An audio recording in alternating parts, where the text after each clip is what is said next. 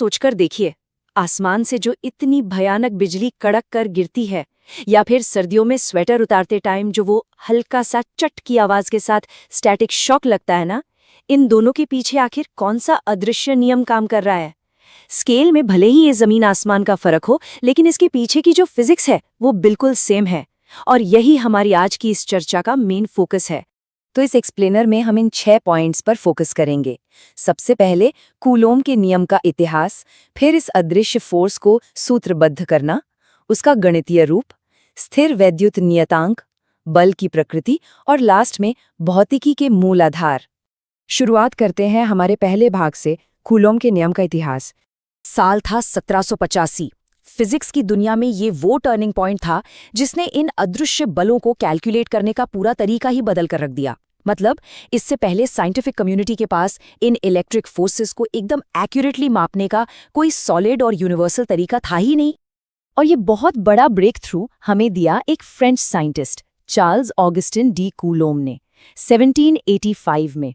इन्होंने 2 stationary point charges के बीच लगने वाले फोर्स को नापने के लिए एक एकदम परफेक्ट साइंटिफिक रूल दुनिया के सामने रखा।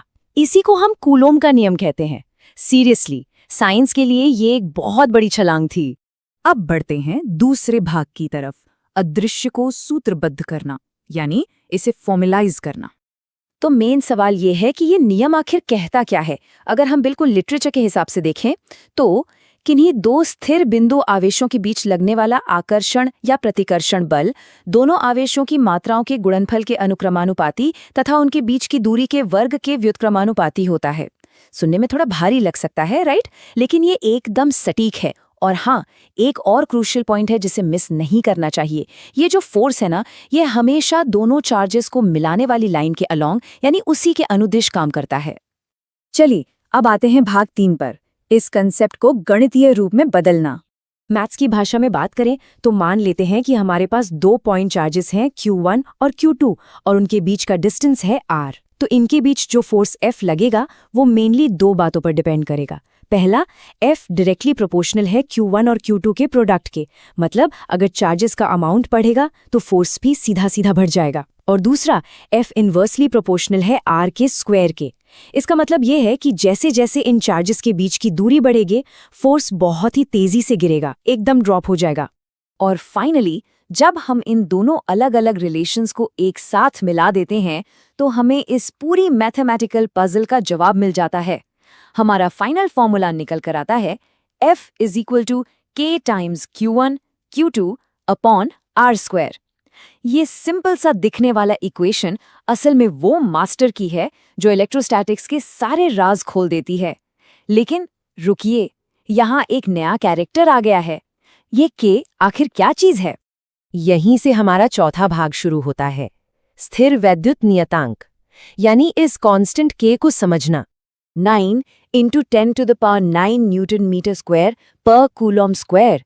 वैक्यूम या हवा के लिए इस K की वैल्यू लिटरली। अब देखते हैं भाग 5, बल की प्रकृति।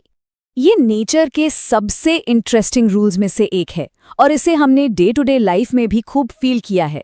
Opposites always attract. अगर एक चार्ज पॉजिटिव है और दूसरा नेगेटिव तो उनके बीच अट्रैक्शन होगा, वो एक दूसरे को अपनी तरफ जोर से खींचेंगे। लेकिन अगर दोनों चार्जेस बिल्कुल एक जैसे हैं, मतलब या तो दोनों पॉजिटिव या फिर दोनों नेगेटिव, तो वो एक दूसरे को दूर धकेलेंगे। इसी को हम रिपल्शन या प्रतिकर्षण बल कहते हैं। अब एक बड़ा ही दिलचस्प सिनेरियो इमेजिन करते हैं। क्या होगा अगर 2 चार्जेस के बीच केवल खाली जगह के बजाय हम कुछ और रख दें? मान लेते हैं कि उनके बीच पानी या कांच डाल दिया गया। सोर्सेस के हिसाब से जैसे ही कोई मीडियम बीच में आता है, उन चार्जेस के बीच लगने वाला फोर्स हमेशा कम हो जाता है। ये एकदम याद रखने वाला बहुत ही क्रूशियल पॉइंट है। चलिए अब आते हैं हमारे आखिरी भाग पर, भौतिकी के मूल आधार, यानी ग्राउंडिंग द फिजिक्स। फिजिक्स में किसी भी चीज को सही तरीके से नापने के लिए उसकी यूनिट और डायमेंशंस जानना एकदम जरूरी है। अब क्योंकि इलेक्ट्रोस्टैटिक फोर्स भी आखिर में है तो एक फोर्स ही, इसलिए इसकी यूनिट भी वही होगी जो किसी भी नॉर्मल फोर्स की होती है, यानी न्यूटन, जिसे हम कैपिटल N से लिखते हैं। और रही बात डायमेंशनल फॉर्मूला की, तो वो है mL T⁻⁻²। ये बेसिक चीजें हमेशा फिंगरटिप्स पर होनी चाहिए। इस पूरे एक्सप्लेनर के एंड में एक बहुत ही डीप और सोचने पर मजबूर करने वाला सवाल सामने आता है। हमने ये तो देख लिया कि ये इलेक्ट्रोस्टैटिक फोर्स बहुत ज़्यादा पावरफुल है, लेकिन अगर हम इसकी तुलना उस ग्रेविटेशनल फोर्स से करें जो हमारे पूरे के पूरे सोलर सिस्टम और प्लैनेट्स को एक साथ होल्ड करके रखे हुए है, तो उन दोनों में से कौन ज़्यादा ताकतवर होगा? ये एक ऐसा थॉट है जो यूनिवर्स के इन फंडामेंटल फोर्सेस को लेकर हमारी क्यूरियोसिटी को और भी बढ़ा देता है। तो इस सवाल पर जरूर विचार कीजिएगा और साइंस की इस अमेजिंग जर्नी में नई चीजें एक्सप्लोर करते रहिएगा।